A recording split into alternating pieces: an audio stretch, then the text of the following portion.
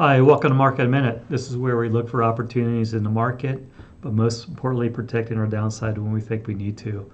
Last week, we discussed buying blue chip stocks, looking for a rotation into those companies, and also rotating into other parts of the market that are undervalued, like small cap companies. As you know, we've been talking about the Russell 2000 for a while, how undervalued it is. It looks like it's starting to happen. So we want to focus you on healthcare and food stocks. So I am buying those for my portfolios. I think those sectors of the market look really interesting. So the market rotation, it was strong last week. Out of the Nasdaq, the Nasdaq really lagged in a big way, up only 0.4%. Where the broader market, so the RSP, the equal weighted SP 500, was up 3. The Dow was also up about the same amount, up 2.4. And then the Russell 2000 up 3 plus, and the biotech sector, small cap biotech, up 6. So the S&P up 0.8 and the Nasdaq up 0.4 clearly lagged. So what's happening here? So the market's expecting that the Federal Reserve will begin cutting rates next year to prevent the economy from going into recession. So we think that there's going to be a rotation regardless. Our view is that they're going to cut rates, but it's going to be a little bit too late. We are going to go into a recession. Therefore, focus on quality stocks that aren't overvalued. So the large cap, mega cap stocks are overvalued. If we have a recession, they're going to come down in value. However, the blue chip stocks look really compelling to us, and we think they'll hold up or go up in price even with a recession next year. The healthcare sector. So we think that this sector really stands out as being attractive. If you look at what's going on, all the excitement's been about the obesity drugs, and for good reason. We think that they're real. However, if you look at Lilly and Novo Nordisk, they're trading at 20 times, not this year's earnings, but 5 years from now earnings. So there's a lot that could happen in the meantime. We like, in particular, Viking, VKTX. We've talked about this before. It's really starting to move. We think it ultimately gets bought out.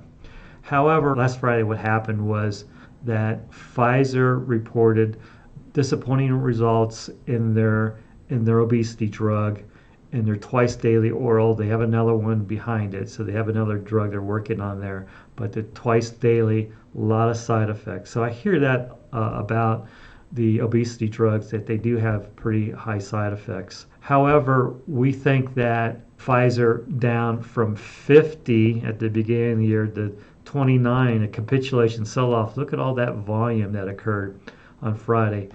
It's a compelling purchase of Pfizer. So Pfizer's down 40+%, yields over almost 6%, overreacted to what happened on Friday. We think it's compelling in a sector that we like going into next year. So also, we've talked about J&J in the past. We like J&J, we like Merck, we like Baxter. The sector in general looks really attractive to us, and we think that this is one of the areas we want to focus on for a nice rally in the next year. And we don't have to worry about the economy slowing down. So these aren't sensitive to the economy at all. Also, the food stocks. The food stocks have been crushed this year. So most food stocks are down about 30+% from their highs. We don't think the obesity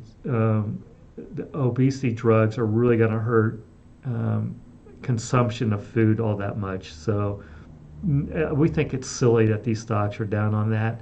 These companies benefit in a big way from rising inflation in 2022.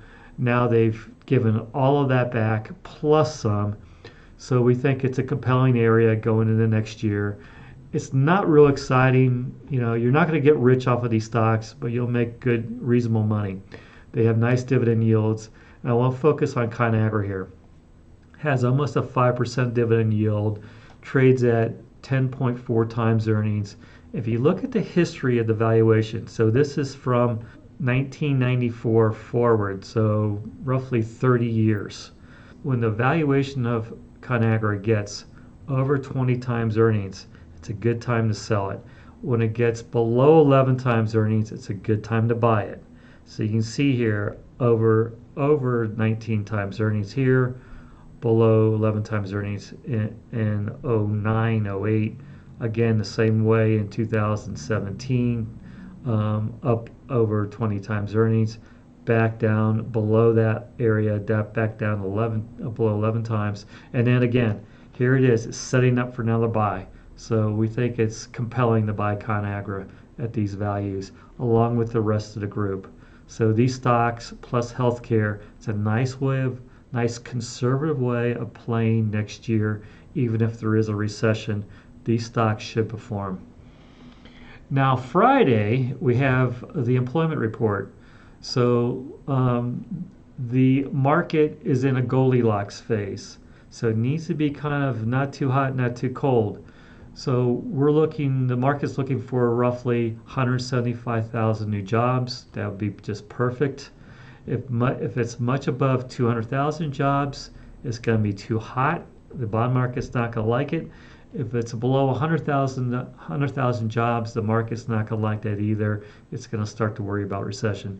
But remember, we don't have to worry about a lot of blue chip companies going into a recession. They're all attractively valued. If that should occur, we think we're going to see continued rotation into those type of names.